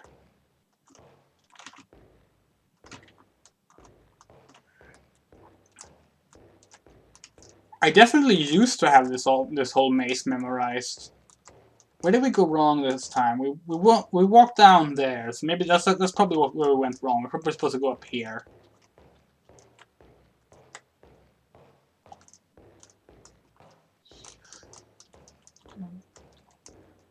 Okay, illumination, so bad. Like, I am an Alone in the Dark apologist. Like, I love this game. I even love the 5th game, which got really negative reviews. But oh my god, Alone in the Dark 6 is the worst game I've played. Well, it's the worst game I've played that's come out of a, like, professional publisher. Like, a big name professional publisher. Because I think that's an important distinction to make. Like, this wasn't just some, you know, random game made by a newbie dev on itch.io, or some random thrown together acid flip on Steam, or even like some vaporware game. Like, no, this was fucking Alone in the Dark, a classic survival horror game that Atari/Infogrames owned. And yeah, it is pathetically bad. And it's also the only Alone in the Dark game that, as a result, I have never replayed. Here we are, the last room in the game. Okay. Well, no, that's not true. This is the boss room. So that tree over there is Ezekiel Pregst, I believe his name is, the pirate that's trying to get a new body. We're gonna set fire to the tree to permanently kill him. Problem is, he has voodoo protection. Now we learn that there's a symbol that prevents his powers. He is the aforementioned Dark Man. Let's run up here. Oh, there's a hook. Okay, so here's where the hook was. So let's use our talisman. Oh, we got hit there. That's not good. And we died. We got killed in a cutscene. Good job. Yeah, so... Please, Edward.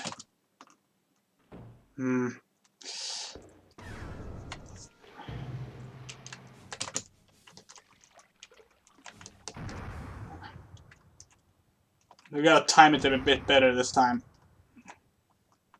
No, shit! Do we have any healing items? We don't, do we?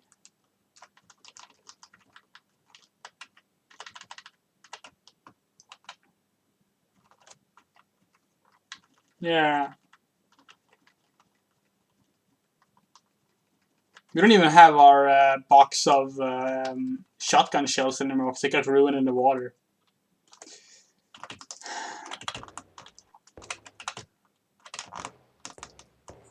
Yeah, you're supposed to have way more health here.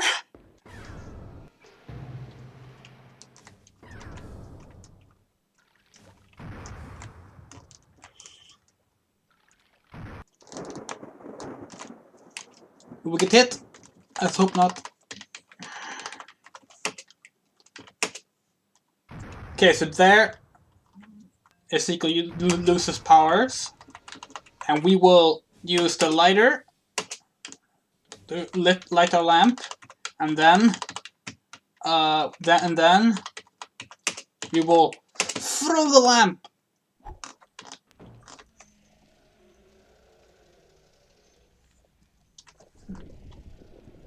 Get out of here! We set fire to him. And now a Metroid-esque escape sequence begins.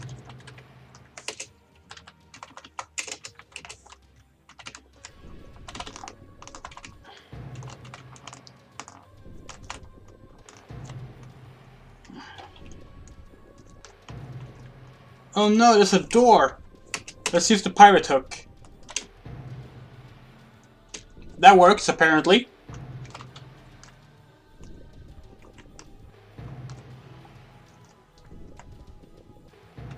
Where are we?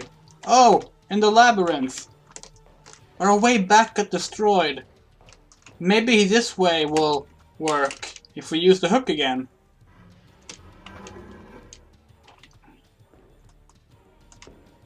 Okay. We're good. We're good.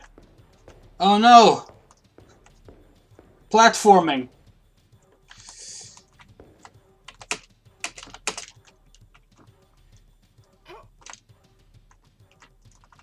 Wait, this is wrong. This is the wrong way.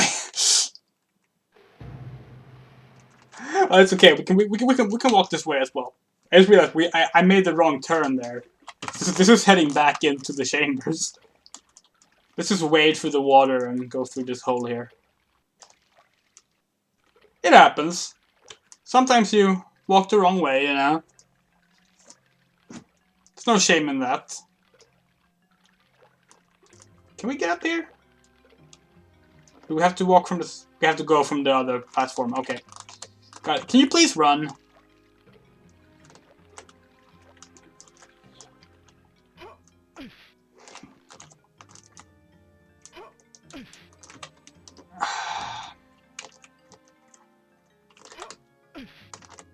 Oh, come on. Carnby.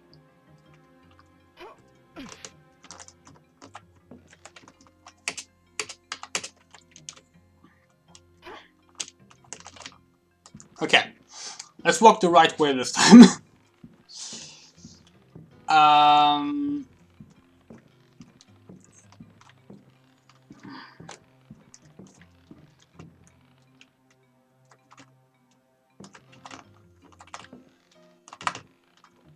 Run? Carnby. I don't think it's this way anyway, so let's just go this way. Basically, we need to find the way to the house again.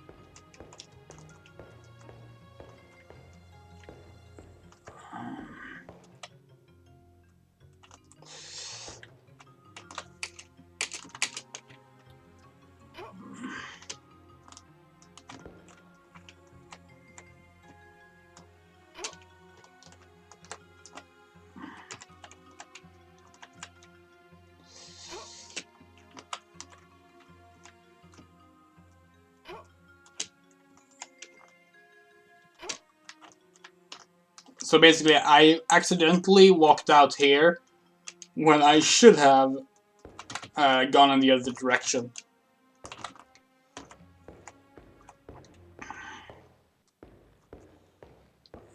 Is this where we came from? Wait, hold on. No, this is right. This is where, yeah, this is where we came from. Good.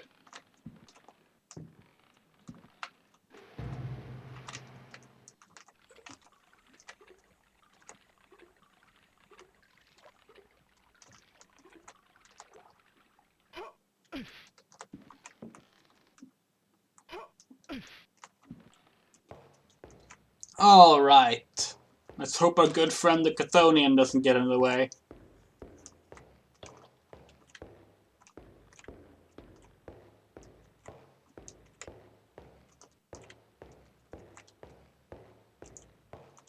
I genuinely wonder, like, what this cave is made out of, considering the sound it makes.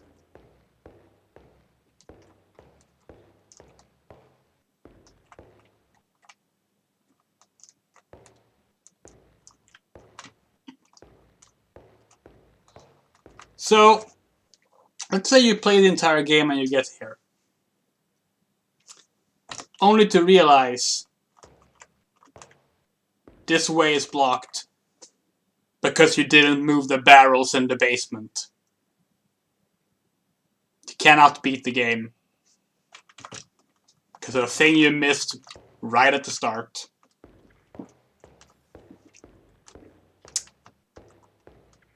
Yeah, that happened to me the first time. That's why it's important to pick up that block. And the barrels can kill you. If you stand where the barrels will roll, they will roll into you and do damage to you.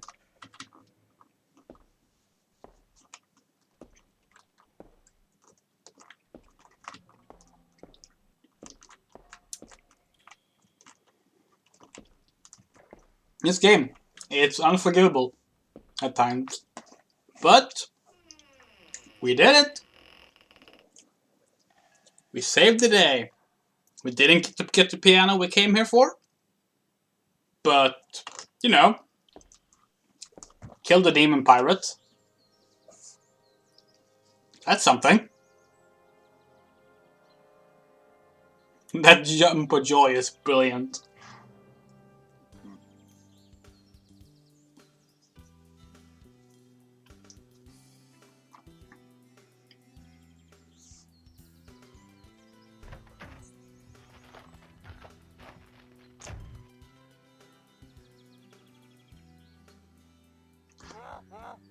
Oh no, the cab driver is a demon? That's never followed up on. And that is the original 1992 Alone in the Dark. Yeah, it ends there. That's the end.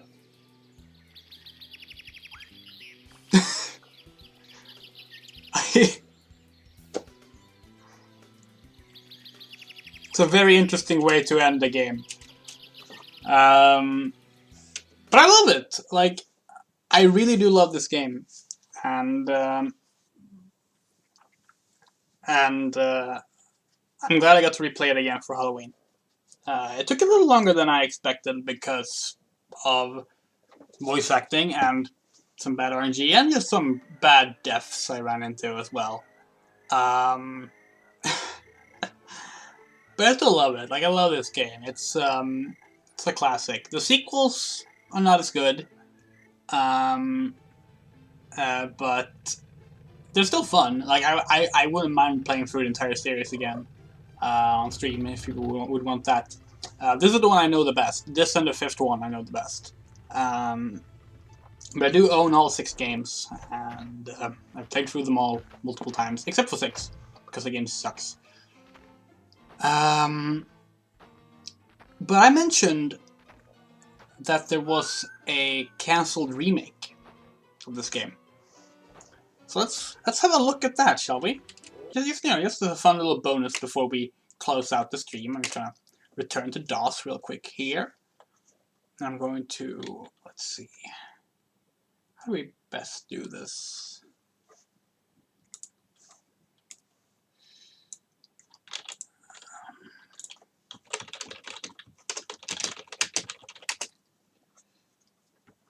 Let's see, is this the full video? Yeah, looks like it. Cool. So we're going to switch over to that, and that's way too big because Alone in the Dark ran at 640 by 400, I believe. Um,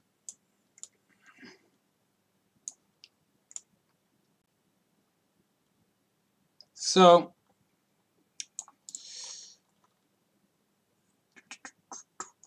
there we go.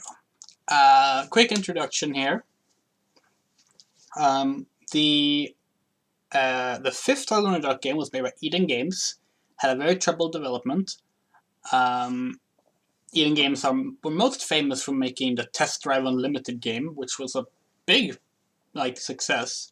But their Alone in the Dark game is known for being buggy and one of those infamously unfinished games. I still love it, but it is sort of the Sonic 06 of horror games. And we'll get to that when we get to it.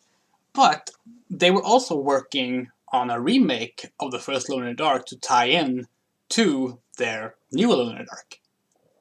And this is a very, very, very early prototype. It's the only footage known of it. Just showing stuff off. So let's have a look at it.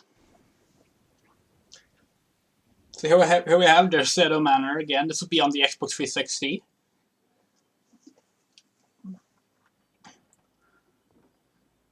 Edward Carnby stepping in. There's now a noose from where Jeremy Hartwood hung himself. And here we are. Start of the game.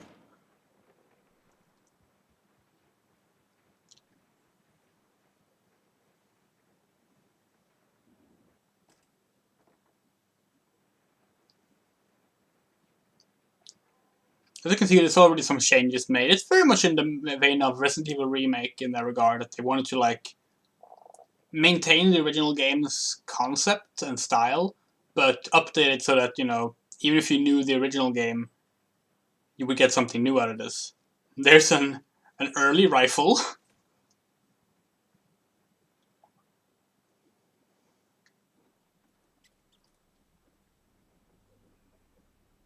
Floorboard perspective.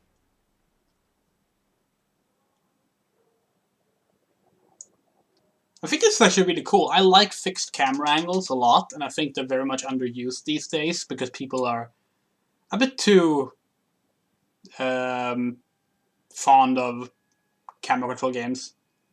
Yeah, so in this version you actually would find something at the piano.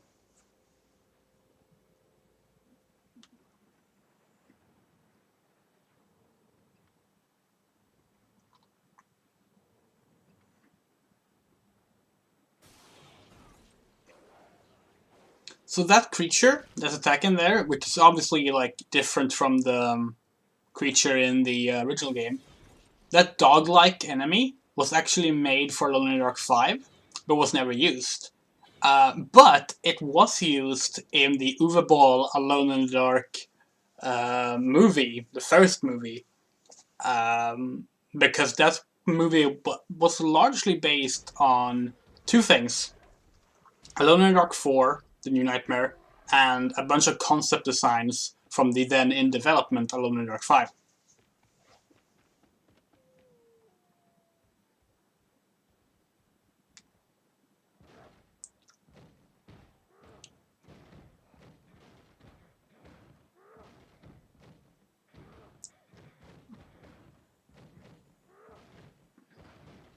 So we push the chest over that, otherwise a zombie pops up. They don't get to that point here, but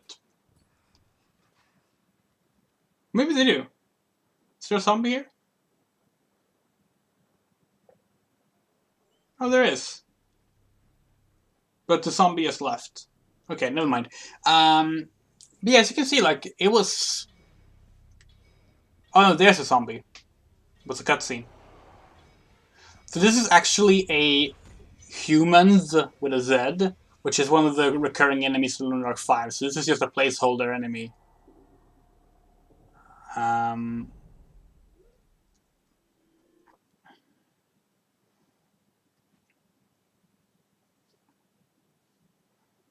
It is pretty neat, isn't it? It's obviously very early on, but it has promise. It's very dark, but then again, it's only dark. I feel like they should have kept Abercrombie's wardrobe instead of giving him a regular tie. But you know, fair enough. And here's a very early room.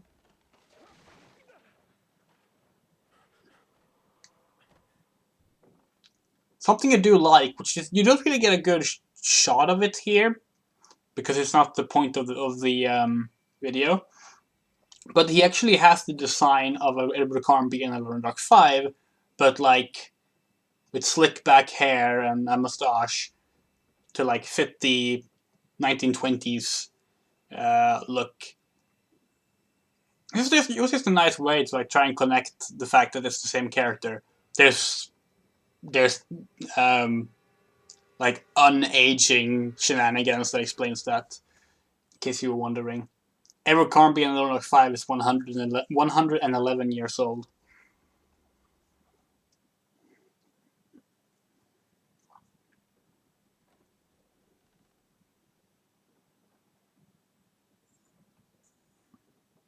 Yeah, I'm a little sad that Atari did not go forward with this. Like, as far as I understand, this is just like a pitch demo. It never went past being just a pitch demo.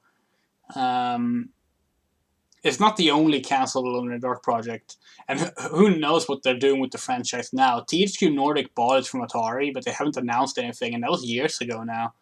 So, like, I'm not sure what they wanted with it, if they weren't even going to, like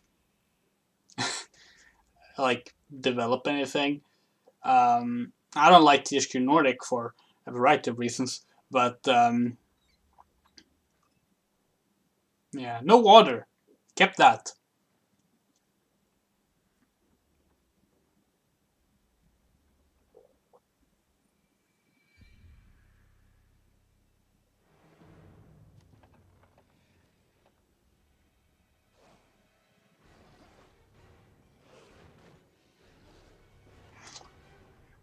So yeah, they clearly wanted to do the Resident Evil 4 style QTEs, which, from what I remember, The Lone Dark 5 doesn't have that stuff. So I'm surprised that this remake of The Lone Dark 1 would have had it.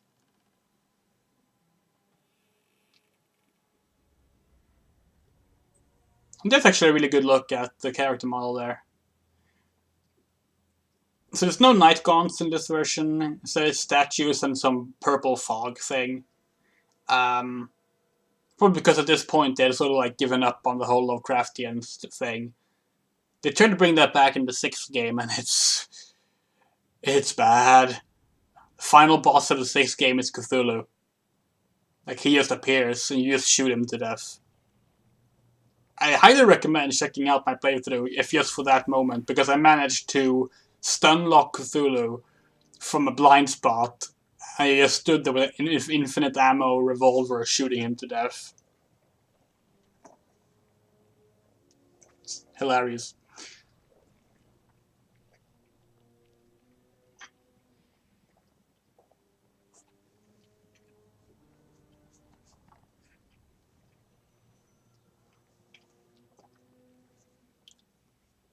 It's the same basic concept here. Instead of mirrors, they have diamonds to reflect light to break the whole darkness thing. This examination screen is just ripped right out of Alone in Dark 5. Like, you don't have any examination screen in Alone in Dark 5, but like the UI it's the Alone in Dark 5 UI. And that's the Alone in Dark 5 throw mechanic, but like locked to look at the floor.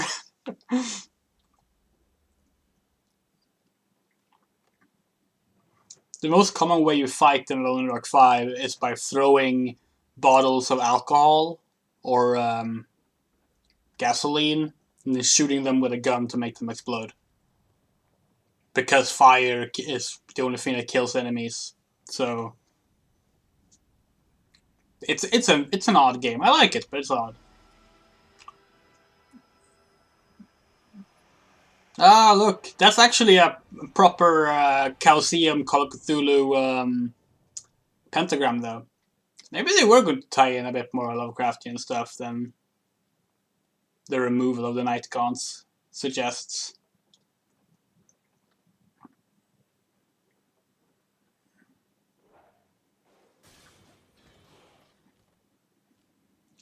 And there's the doggy again.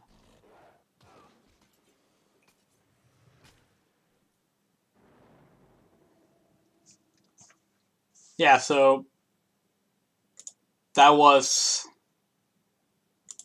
the Alone in the Dark remake that was cancelled.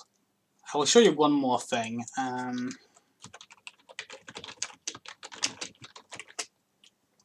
Let's see.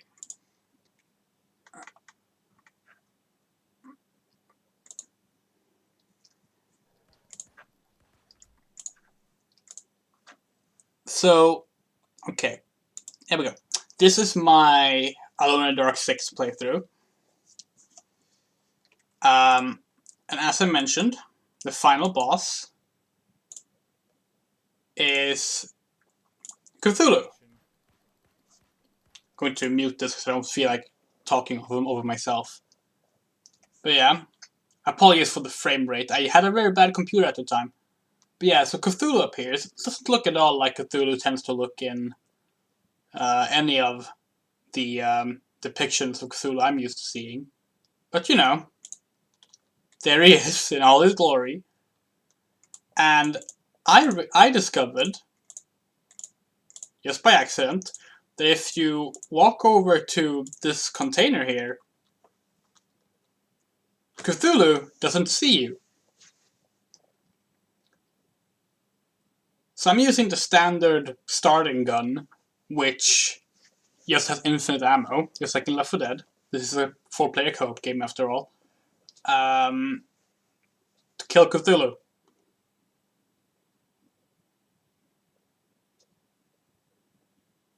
Beautiful, isn't it? This is the final boss fight. Also, it's really funny, because all the boss fights prior to this is one and the same boss fight.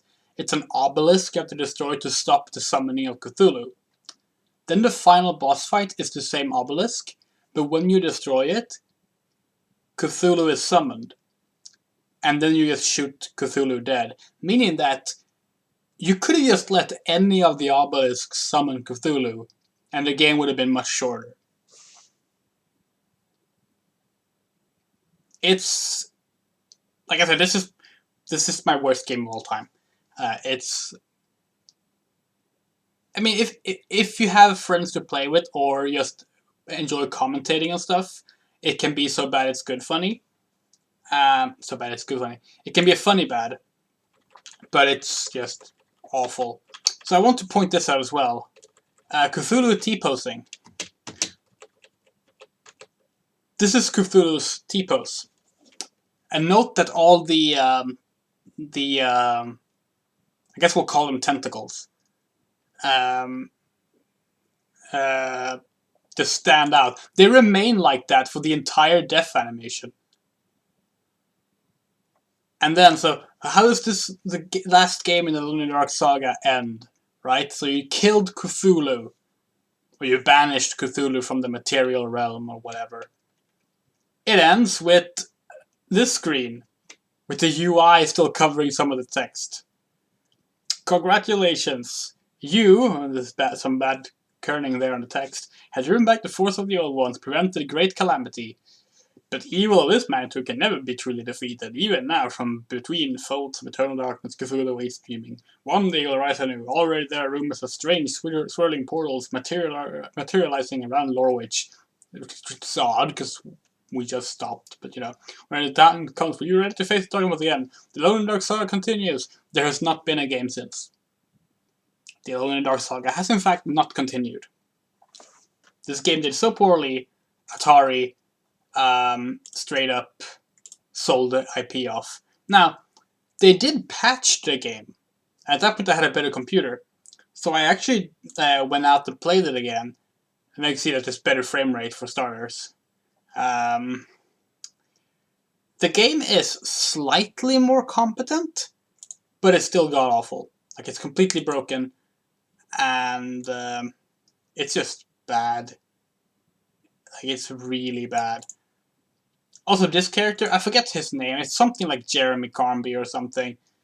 He is really odd because his story says that he took on the name Carnby because he idolized Edward Carnby from the first game. And like, okay, so he just took the name Carnby because he's also a paranormal investigator and he looked up to Carnby. Fair enough. But then, like, towards the end game, they start hinting that he's actually Edward Carnby. And it's like, then why does your own narration make up the story of you being a Carnby fanboy? It's an odd game. It's a very odd game. And it's bad. Do not recommend it. I don't even know if you can still buy it. Maybe you can't. I know Atari took down Haunted House Cryptic Graves, which was also their attempt at rebooting a classic horror game. So maybe they took down Alone in the Dark Illumination as well. Still, this was fun. I enjoyed replaying Alone in the Dark 1. That's always fun. If people want to, I would gladly play the rest of the series on stream. Alone in the Dark 2 and 3 are in the same vein as the first game. They released, I believe, each subsequent year after the first Alone in the Dark. The fourth one is a little different. The fifth one is very different. And the sixth one was that awful thing you just saw there. Yeah, let me know about that. And I hope you all have a safe and happy Halloween. It's 4 hours into November here, but you know, who cares really? I'm just glad I got to play a spooky game for Halloween because that's all I really want in the end. And thank you all for coming and joining. It was a lot of fun. Talk to you all. And I will see you on Twitter and on future streams. Bye.